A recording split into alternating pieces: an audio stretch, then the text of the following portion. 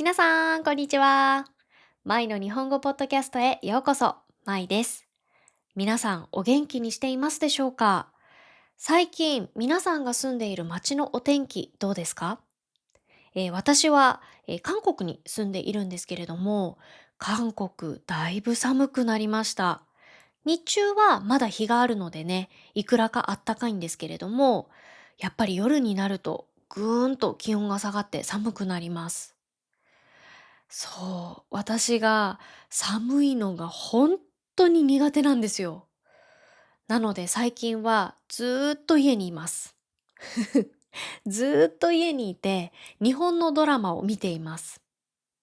うん。実は私もともと韓国ドラマが大好きで、韓国ドラマをいつも見ていたんですよ。なんですけど、最近日本のドラマ、すっごく面白いドラマが多くて、もう最近はね、日本のドラマばっかり見ています。はい。で、日本のドラマといえば、日本で有名な石原さとみさんという女優さんを皆さん知っていますか？日本では、可愛い、綺麗、そして演技が上手っていうことで、もうすごく人気の女優さんです。海外でも結構人気なので、多分知ってる方も多いんじゃないかなと思います。それで、ちょっと想像してみてください。皆さんは、石原さとみさんと仕事をすることになりました。もうこれ、想像するだけですっごいドッキドキ、ワクワクしますよね。はい。石原さとみさんと一緒にお仕事です。それで、石原さとみさんと話すチャンスがやってきました。その時に、皆さんは石原さとみさんのことを何と呼びますか？石原さとみさん、石原さん、それともさとみさん？どうやって呼びましょうかね。うん。多分、初めて話す人をなんて呼んだらいいかわからないなって思う外国人の方多いと思います。でも実は、それ日本人も同じなんですよ。日本人も初対面の人と会った時に、うわ、なんて呼ぼう、なんて呼んだらいいんだろうって悩むことあるんですね。私も実際に今までありました。まあ一般的な呼び方だったら、ビジネスの場合は、名字にさんをつけて呼びますね。例えば、田中優子っていう名前だったら、田中さんって呼びます。そして、友達の場合は、名前にちゃんやくんをつけて呼ぶことが多いです。例えば、優子ちゃん、たくやくんとかですね。うん。本当に日本の継承。継承っていうのは、このさんやちゃんやくんのことですね。この継承ってすごい多いんですよ、日本って。で、その継承をどうやって使い分けてるかっていうと、その相手との関係性だったり、距離感、それによって使い分けをしているんですね。そこで今回は名前の呼び方についてお話ししていきたいと思います。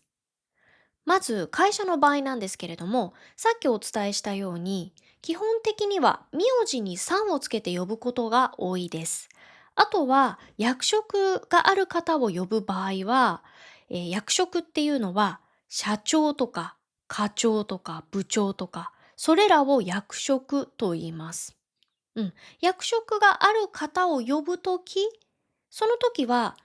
名字の後ろに役職名をつけます。例えば、田中課長とか、木村部長とか、あとは松本社長とか、こういったように役職名をつけて呼ぶこともあります。そして友達を呼ぶ時の呼び方なんですけど、さっき名前にちゃんやくんをつけるとお伝えしましたが、それは結構親しくなってから呼ぶことが多いです。なので、例えば入学式とか新学期が始まった時、初めて会う同級生、そういう同級生を最初は名字にさんをつけたりして呼ぶことが多いかなと思いますね。私は学生時代そうでした。入学式とかで初めて会った同級生には名字にさんをつけて呼んでいましたね。それからクラスで一緒に過ごしていって、たくさんお話ししたり、あとは一緒に遊びに行ったりして、どんどん友情関係を作っていったら、名前にちゃんをつけて呼んだりします。あとはあだ名っていうものもあります。あだ名っていうのは、本当の名前とは少し違う。ちょっと変えて、仲のいい人たちで使う呼び方のことですね。なんかあだ名っていうと、本当に親しい関係、すごく仲良くなった人とかをあだ名で呼んだりします。なので少し、ちゃんやくんと違って、ちょっと特別感がありますね。例えば、どんな感じになるかっていうと、ゆうこっていう名前だったら、そこにりんをつけて、ゆうこりんとかね、ちょっとりんをつけると可愛くなるじゃないですか。なので、ゆうこりんとか可愛いあだ名で呼んだりしますね。私が学生の時は結構本当にみんな仲良くなったらあだ名で呼び合っていたんですよ。なので結構当たり前だったんですね。あだ名で呼び合うことが。今でも学生時代からの仲いい友達をあだ名で呼んだりもするので、それくらい親しみを込めた言い方になるんですけど、あだ名はいい意味もあるんですけど、ちょっと悪い意味で使われるあだ名とかもあるんですね。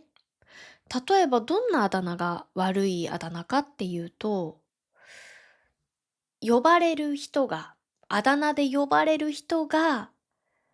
その名前やだなって思ったら、もうそれはちょっと悪い意味になってしまいますよね。だって呼ばれたら、そのあだ名で呼ばれたら嫌な気持ちになるわけだから。そう。なので、ちょっとそれは注意が必要かなって思います。相手が嫌な気分にならない親しみを込めた可愛いあだ名とかで呼ぶことが大切になってきます。それで私がすごくびっくりしたのが、さっきもね、言ったんですけど、私が学生時代は本当にみんなあだ名で呼び合ってたぐらい、仲が良かったから、みんなあだ名で呼び合ってたんですけど、最近は学校側があだ名で呼ぶの禁止、ダメですっていう学校とかもあるみたいです。ちょっとこれはね、びっくりしましたね。と思って。なんで呼んじゃいけないんだろうって思ったんですけど、やっぱりそれは、呼ばれた人が嫌な気持ちになるあだ名とかがあるみたいなんですよね。だから、それはトラブルにもなってしまうから、じゃあもう学校でね、あだ名で呼ぶのやめましょうみたいな、そういうルールを作る学校もあるそうです。でも基本的にあだ名っていうのは本当に仲良しな友達と使ったりする呼び方なので、私はすごく特別感があって好きですね。あと、年上の場合は、名前にさんをつけたり、名字にさんをつけて呼ぶことが多いかなと思います。あとは、名前に先輩をつけて呼んだりすることもありますね。例えば、田中先輩とか、ゆうこ先輩って言ったりすることもあります。で、これは、日本って学校で部活動っていうものがあるんですよ。で、部活動が何かっていうと、学校の授業が終わって放課後になったら、生徒たちがスポーツをしたり、文化活動をしたりすることを部活動と言うんですね。なのでサッカー部とか水泳部とか、あとは吹奏楽部、楽器弾くそう、部活ね。そう、吹奏楽部とかいろんな部活があるんですけれども、大体みんな部活動に参加します。そうすると部活って先輩もいるし後輩もいるんですよ。そこで上下関係を学ぶので、その時に田中先輩とか優子先輩って呼ぶんですね。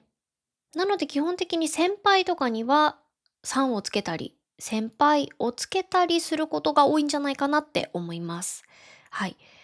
で、あと、呼び捨てっていうものもあるんですね。呼び捨てっていうのが何かっていうと、ちゃんとかさんとか、そういった敬称を一切つけずに、ただ名前だけで呼ぶことです。なので、ゆうことか、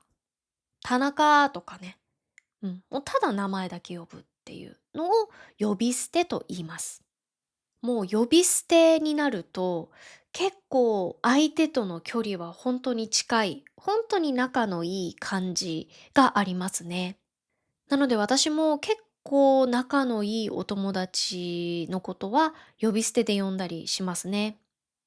私の友達の中で、本当に仲のいいお友達がいるんですけど、その子は私より3歳年上です。なんですけど、私はその子のことを呼び捨てで呼んでいます。で、なんで呼び捨てで呼ぶようになったかっていうと、一番最初、アルバイトで出会ったんですね。そう。で、その時は、もう先にその友達が働いていたので、で、年齢も先輩だったので、最初は私は名字にさんをつけて呼んでいました。何々さんって。そう。で、最初はそうやって呼んでたんですけど、一緒にね、アルバイトしていくうちに、たくさん話もするようになって、で、バイト終わった後に一緒にご飯食べに行ったりとかするようになって、ちょっとずつこう関係を築いていったんですね。で、そこから名前にちゃんをつけて呼ぶようになったんですよ。で、そのお友達がかよっていう名前なんですけど、私はかよちゃんって呼ぶようになりました。で、ずーっとかよちゃんかよちゃんって呼んでたんですけど、もう本当にどんどんどんどん一緒に過ごす時間も増えていって、さらに仲良くなっていって、そこからかよになったんですよね。なのでもう今はかよって呼び捨てで呼んでいます。でも、それは本当にそれまで築き上げてきた関係があるので、もちろんかよは全然起こらないし、もうなんか本当に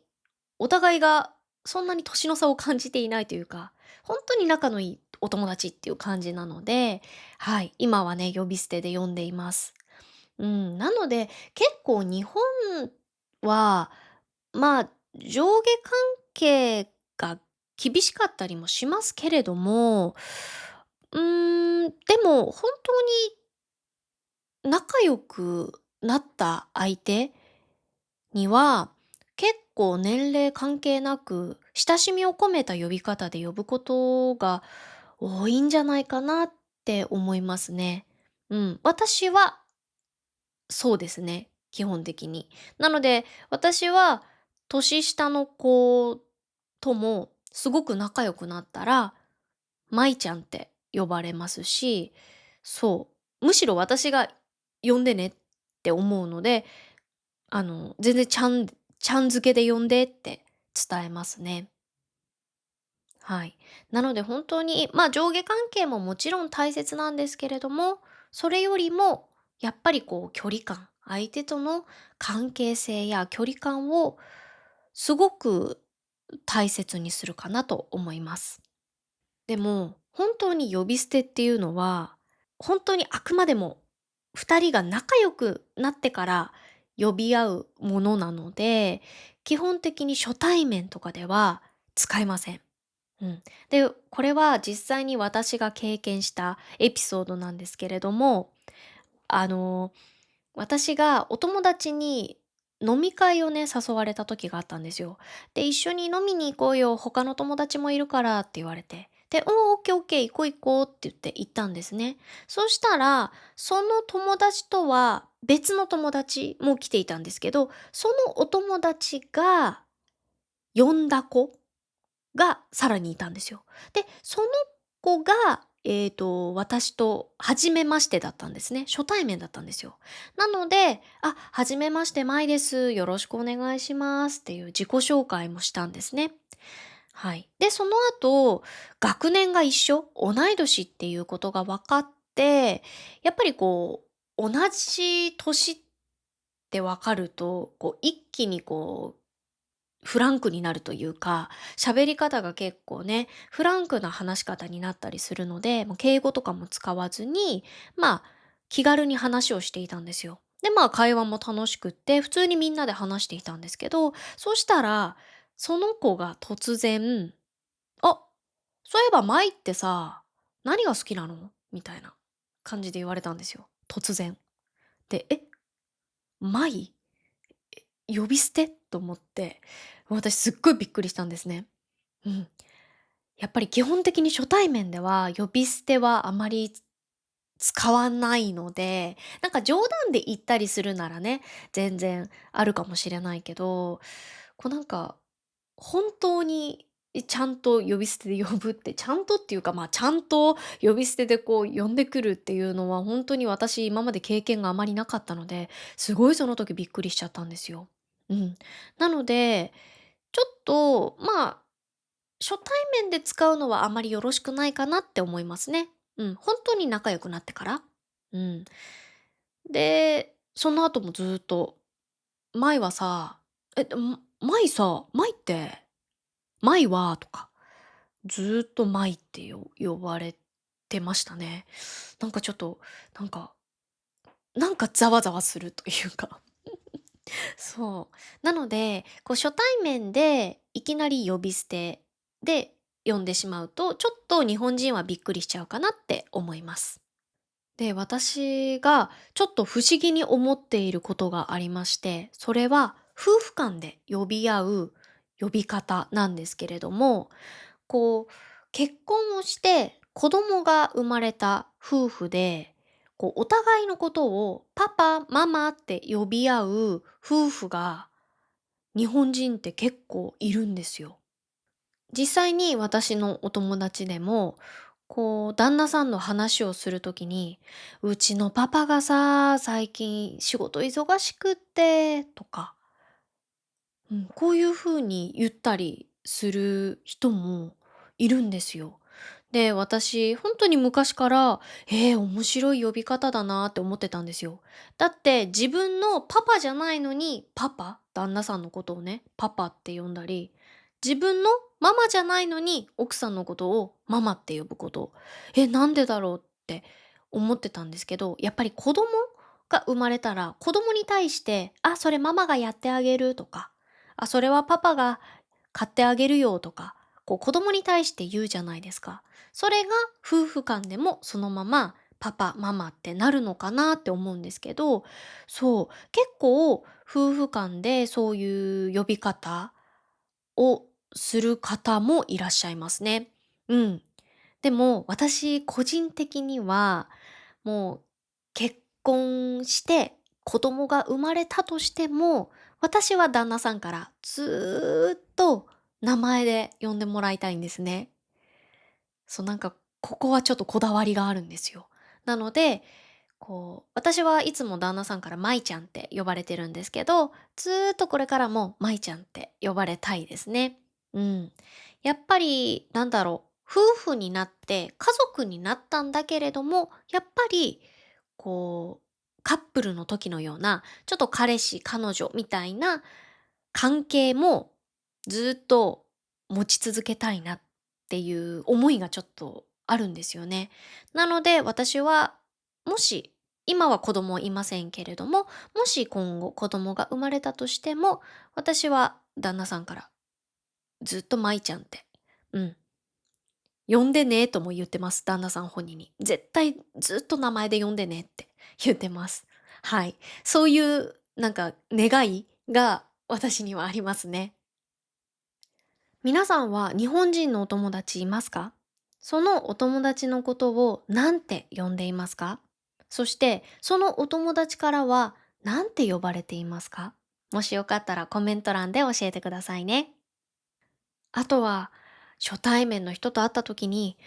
なんて呼んだらいいんだろうって迷っちゃうことあると思います。そういう時は、もう正直に相手に聞いてみるのもいいと思います。すみません、お名前なんて呼んだらいいですかって。そしたら相手は全然嫌な気持ちにならないし、失礼でもないので、普通に答えてくれると思います。あ、何々って呼んでくださいとかね。うん。なので、もう気にせずに聞いてみるっていうのも一つの方法かなと思います。あとは名字にさんをつけて呼べば、一番当たり障りのない呼び方かなと思います。当たり障りのないっていう意味は、えー何も悪い影響を与えないっていう意味です。なので、相手が嫌な気持ちにならない呼び方っていう意味ですね。はい、今日はですね、名前の呼び方についてお話をしていきました。最後まで聞いてくださってどうもありがとうございました。また次のポッドキャストでお会いしましょう。バイバーイ。